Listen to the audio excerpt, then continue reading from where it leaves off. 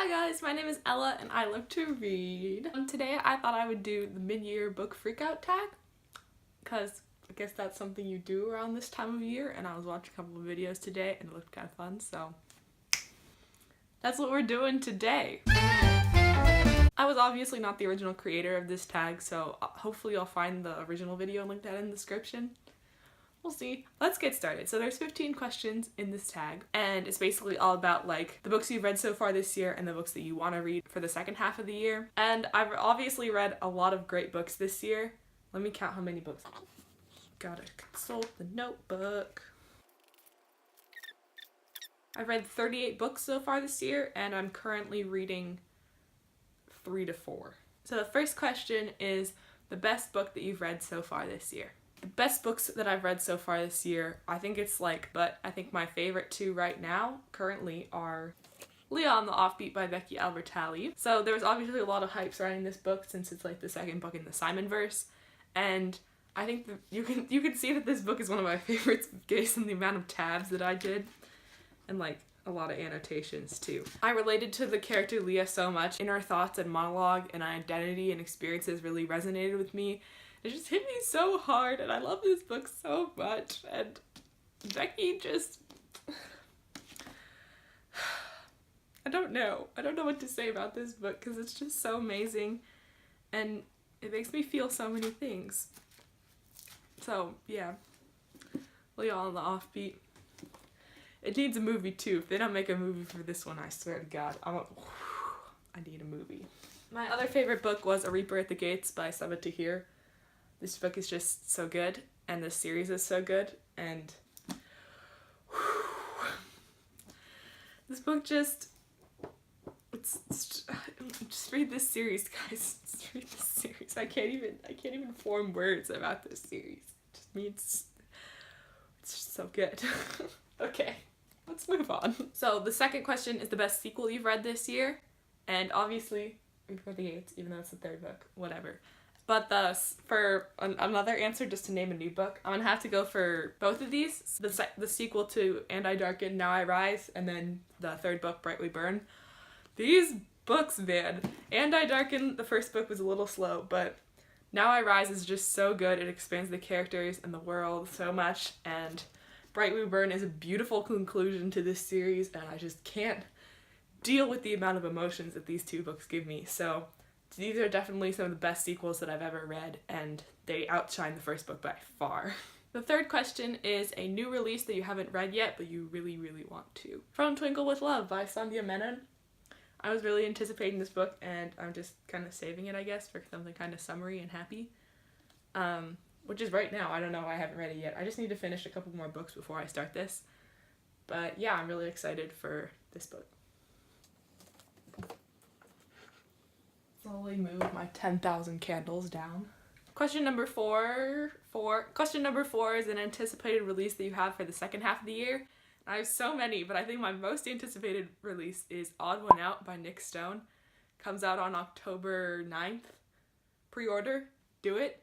It is I'm so excited, you have no idea. It is a story told in 3 parts with 3 different queer people of color in it, and the bisexual ref in it is going to be amazing, and I'm so excited. I'm so excited for Nick Stone to bless us with her next book. Some other ones that I can just name off the top of my head are What If It's Us by Adam and Becky, and then Wild Card by Marie Lu. I'm just really excited for the second half of the year. Oh my god. Okay, so question 5 is the biggest disappointment of all the books you've read this year, and I kind of have 2 for this one. Both of them are sci-fi, surprisingly. I read Ready Player One at the prompting of my brother, and then my dad spilled water on it. He's a butt. And I was just kind of disappointed with this overall. I don't really remember what my thoughts were, but I just don't think it really clicked with me. The story was a little too broad and not explained well enough. And I think the references in this book just didn't really make it for me, and it was a little obsessive in my opinion, but whatever. I just didn't really like this one, and the movie wasn't that great either, so. And then my other biggest disappointment, I'm sorry to say, is Obsidio by Amy Kaufman and Jay Kristoff, which is the third book in the Illuminae Files series. And I was so excited for this, but I just gotta say it kind of let me down just because I think the other ones had a lot more of a wow factor and there was a lot more effort put into the new characters and the new story that they were telling, but this one just kind of felt like an afterthought and a wrap up when I really just wanted more of that fucking crazy shit that they always do. So I'm really sorry to say that I didn't like Obsidio as much. Number 6 is the biggest surprise out of all the books that you've read this year. And again, I've gotta say Now I Rise. I just love this book, man. After the first book, I thought I wasn't gonna like it and it was just gonna drag me through it, and I just had felt like I had an obligation to read it because I read the first book. But this book is so good and it surprised me so much on how much I really enjoyed it. Number 7 is your favorite new author or an author that is new to you. And who else could I say besides Tomi Adeyemi, who wrote Children of Blood and Bone. The new epicness that is about to come from her is honestly mind-blowing. She is such a sweet person. She is so enthusiastic about everything she's written, and all the success that she's getting is totally deserved.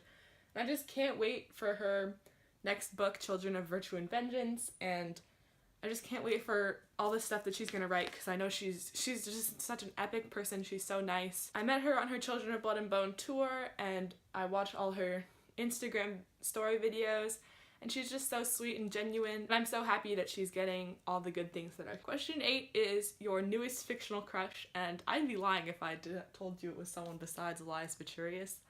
So, yeah, it's still Elias. Sorry to disappoint you. I just love him a lot, okay? Number 9 is your newest favorite character, and this one could also go for my newest crush because Mia from the Nevernight series is so great. I really enjoyed these books and getting to know her. She's just such a badass and she gives zero fucks. I love her so much. She's just such an icon, you know? A bicon too. Love that. Okay.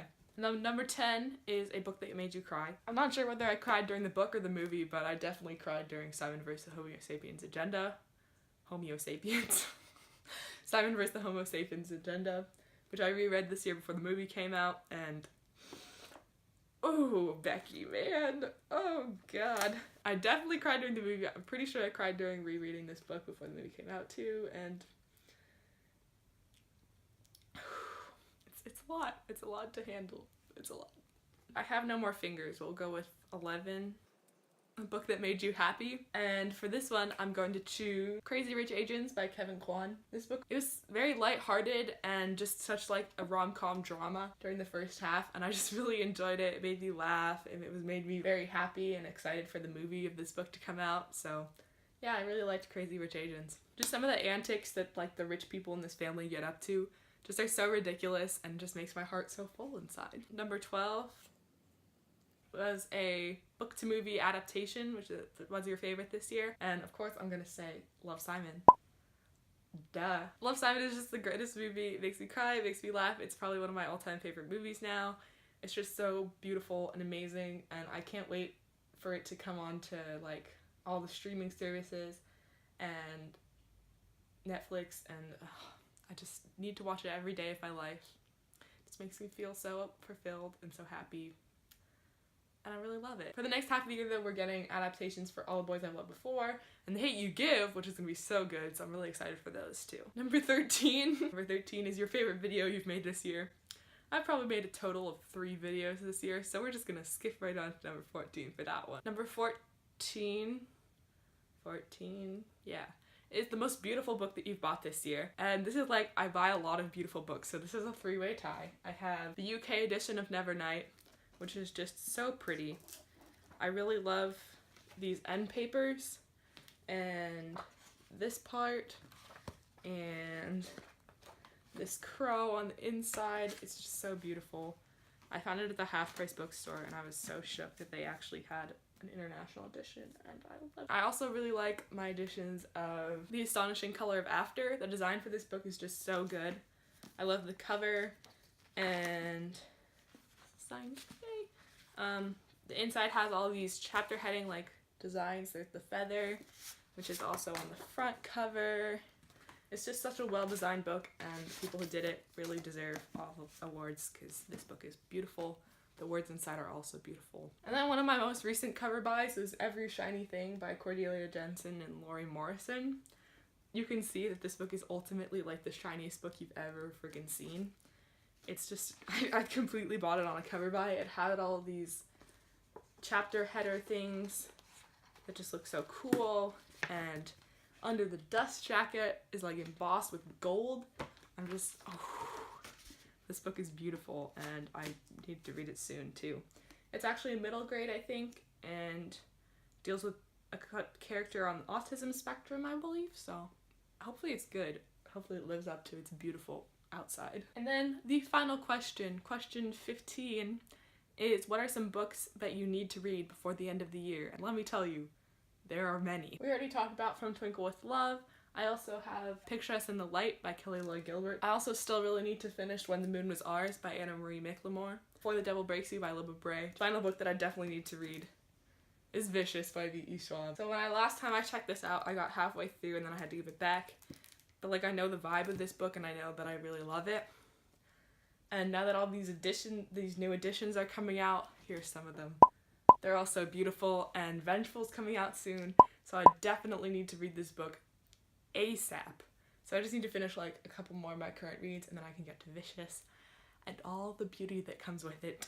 Okay, so I think that kind of does it for the mid-year book freakout tag. I hope you're reading something pretty cool and that you're really excited about it. Until I see you next time, bye!